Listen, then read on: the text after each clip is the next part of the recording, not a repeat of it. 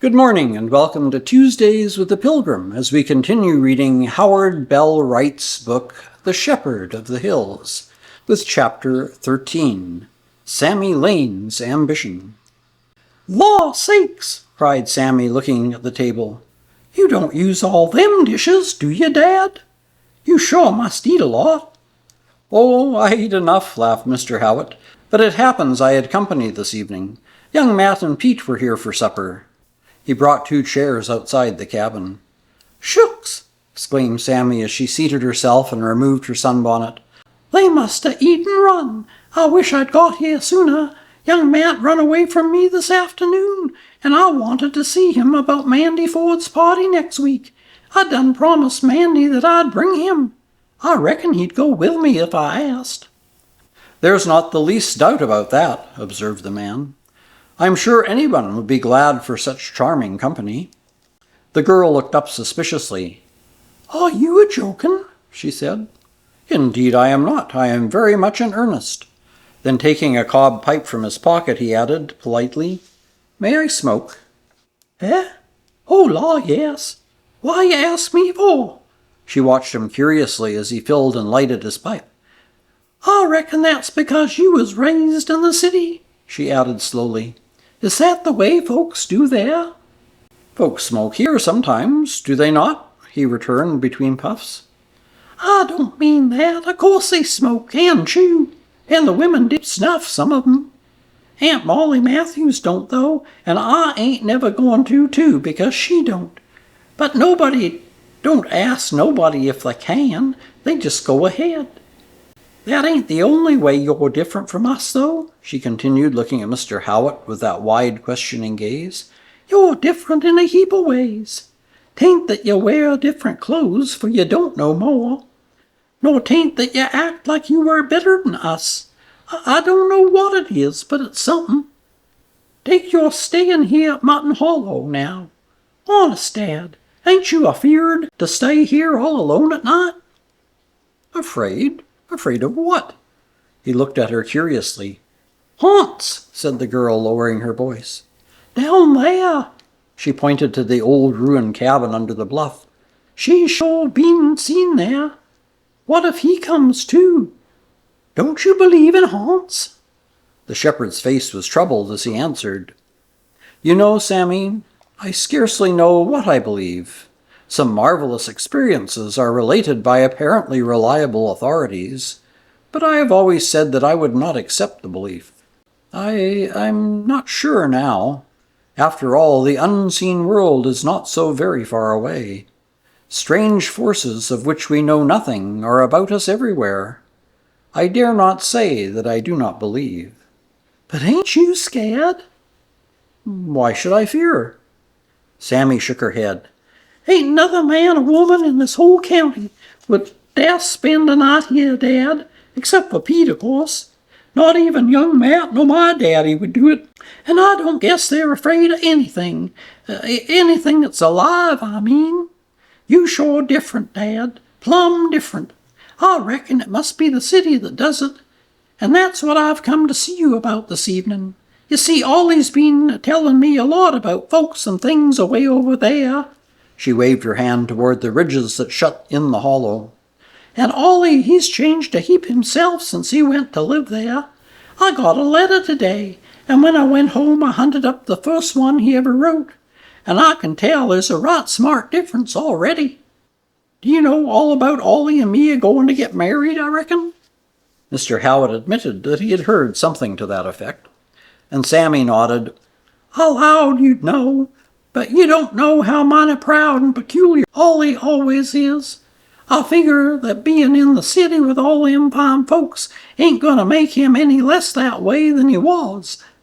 And if he stays there and keeps a changin', and I stay here and don't change none, why, it might be that I—" She faltered and came to a dead stop, twisting her bonnet strings nervously in her confusion. "Ollie, he ain't like young Matt nohow," she said again. "Such as that wouldn't make no difference with him, but Ollie, well, you see—" There was a twinkle now in the shepherd's eye as he answered, "Yes, I see. I'm quite sure that I see." The girl continued, You know all about these things, Dad, and there ain't nobody else here that does. Will you learn me to be sure enough, lady? So he won't. Again she paused in confusion. It was evident from the look on Mr. Howitt's face that whatever he saw, it was not this. I feel somehow like I could do it if I had a chance, she murmured. There was no answer. After some time, Sammy stole a look at her quiet companion. What could the man in the chair be thinking about? His pipe was neglected, his gray head bowed. "Course," said the young woman with just a little lifting of her chin, "course if I couldn't never learn, there ain't no use to try." The old scholar raised his head and looked long at the girl. Her splendid form, glowing with rich life and strength of the wilderness, showed in every line the proud old Southern blood. Could she learn to be a fine lady? Mr. Howitt thought of the women of the cities, pale, sickly, colorless, hothouse posies beside this mountain flower. What would this beautiful creature be, had she their training? What would she gain? What might she not lose? Aloud he said, "My child, do you know what it is that you ask?" Sammy hung her head abashed at his serious tone. "I 'lowed it would be right smart trouble for you," she said, "but I could let you have Brownie as pay. He ain't only 5 years old, and is as sound as a button. He's all I got, Mr. Howitt, but I'd be mighty proud to swap him to you." My girl," said the shepherd, "you misunderstand me. I do not mean that. It would be a pleasure to teach you. I was thinking how little you realize what the life of the city is like, and how much you have that fine ladies, as you call them, would give fortunes for, and how little they have, after all, that could add one ray of brightness to your life." Sammy laughed aloud as she cried, "Me got anything that anybody would want? Why, Dad, I ain't got nothing but Brownie and my saddle, and that's all. I sure ain't got nothing to lose." The man smiled in sympathy. Then slowly a purpose formed in his mind. "And if you should lose, you will never blame me?" he said at last. "Never, never," she promised eagerly. "All right, it's a bargain. I will help you." The girl sprang to her feet. "I knew you would, I knew you would. I was plumb sure you would," she cried, fairly quivering with life and excitement. "It's got to be a sure enough lady, Dad. I want to be a really true fine lady, like them Ollie tells me about in his letters, you know." "Yes, Sammy, I understand. A sure enough lady, and we will do it, I'm sure. But it will take a great deal of hard work on your part. Do you understand?" "I reckon it will," she returned soberly, coming back to her seat.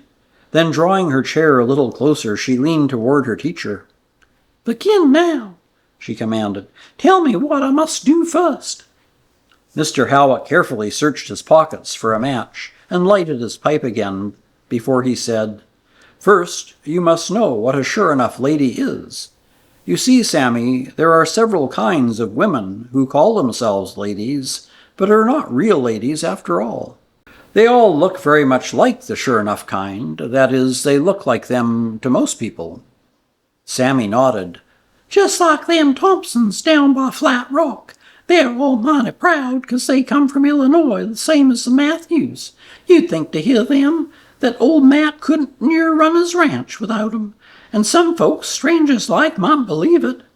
But we all know they ain't nothing but just low-down trash, all time and no better than some of them folks over on the Bend."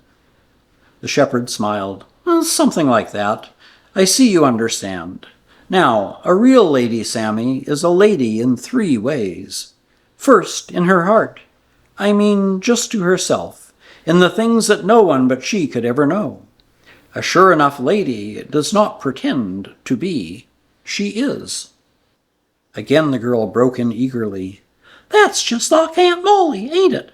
Couldn't no one ever have a finer lady heart than she?" "Indeed, you're right," agreed the teacher heartily. "And that is the thing that lies at the bottom of it all, Sammy. The lady heart comes first." "I won't never forget that," she returned. "I couldn't forget Aunt Molly nohow. Tell me more, Dad.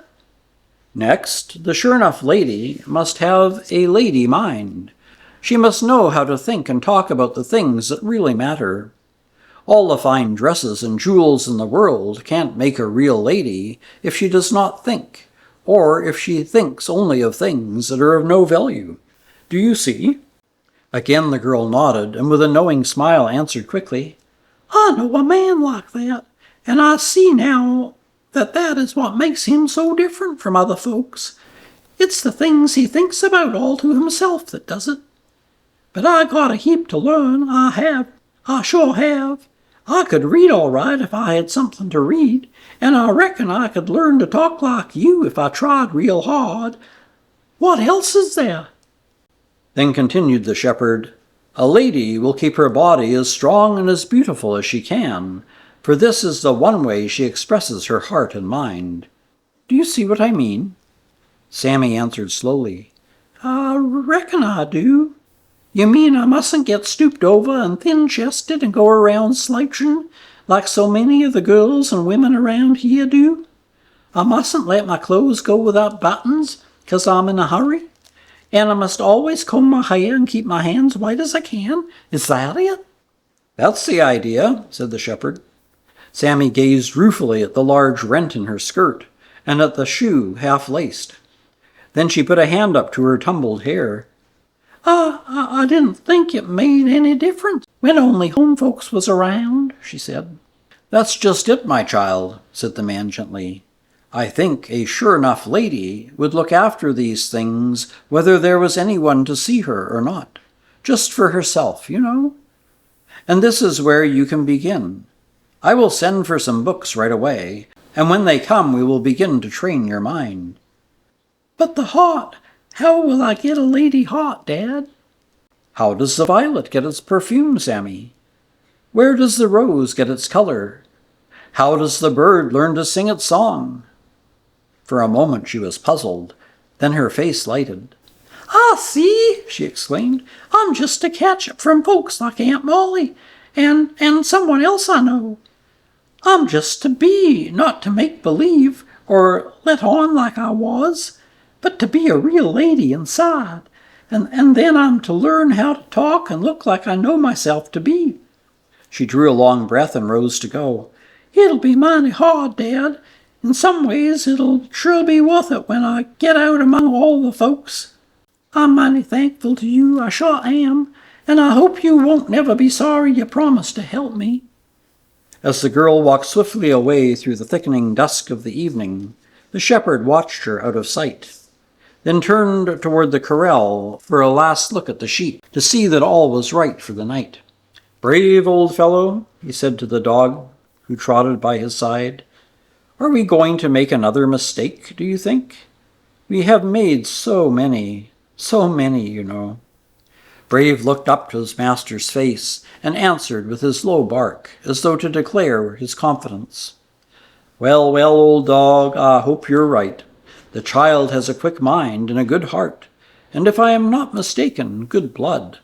We shall see. Suddenly the dog whirled about, the hair on his back bristling as he gave a threatening growl. A man on a dun-colored mule was coming up the road. And that's the end of Chapter 13. We'll continue next week with Chapter 14, The Common Yeller Kind. Until then, take care, stay safe, and God bless.